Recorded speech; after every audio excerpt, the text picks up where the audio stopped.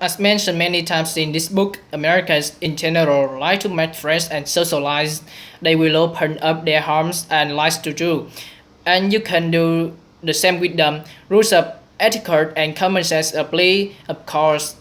As you become more involved in American life, you will probably become more involved with individual Americans. Dating. Dating is one of the trickier subjects in many rules and social conventions have changed in the past few decades in America. The greatest changes have involved the role of women in the dating process. It is perfectly acceptable, for example, for a woman to call a man for the date. Whatever your situation, be prepared to be rejected. If the person you're asking is someone you must see often in the community or work, make it clear that you aren't offended by the rejection and that you are happy to remain friends with the person. If you have to refuse the date, refuse it clear, politely, rather than giving an excuse. If you have to break a day, try not to ruin someone's evening by doing it at the last minute. There is some controversy about whether a woman should offer to share expenses with a man on the date, unless the man obviously has much more money than the woman, or has made it very clear that he intends to pay for everything. It is polite for the woman to offer to share expenses. If the man turns down the offer and insists on paying, there is no harm done. The woman has shown some consideration. For a woman to assume that a man, otherwise her social and economic equal, should pay for own expenses on every day is old fashioned and unrealistic. Getting serious in American relationship. Many Americans regulate a relationship as if it were another appointment written into their scheduling books. Each new development corresponding to a certain date on the calendar. If a relationship were to start in March, one might assume that by April the couple would be holding hands and strolling through the park or meeting for coffee after work. By June, the couple would be going out every weekend, and if it hadn't already happened, the man would be thinking of how to get the woman into bed when the night was over. In an orderly, time-oriented culture such as ours, Americans tend to feel as if everything can be conformed to a schedule, and if things do not fall into their proper place in time, then something must be wrong. There is a great deal of pressure placed on people in relationships. After dating for 6 months, or so friends begin to ask questions about commitment and marriage.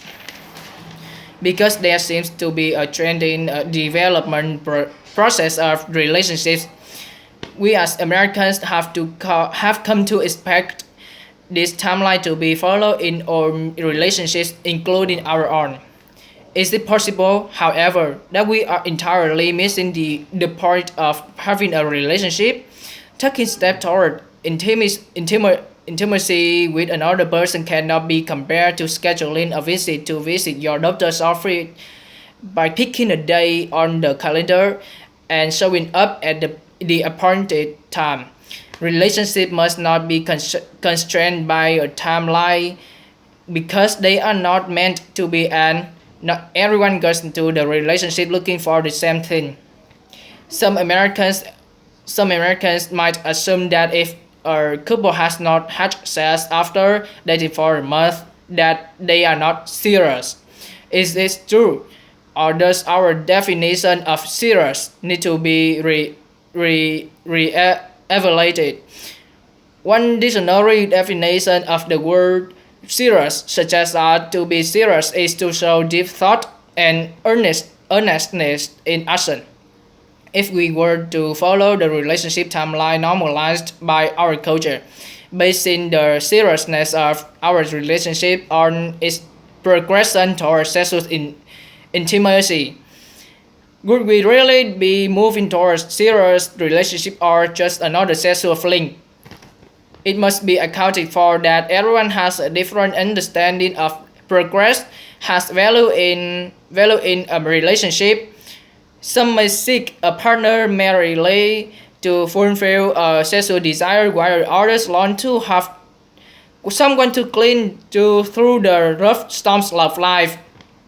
However, one must consider that a relationship can and should be more than just a routine or something else to be acquired in a materialistic society.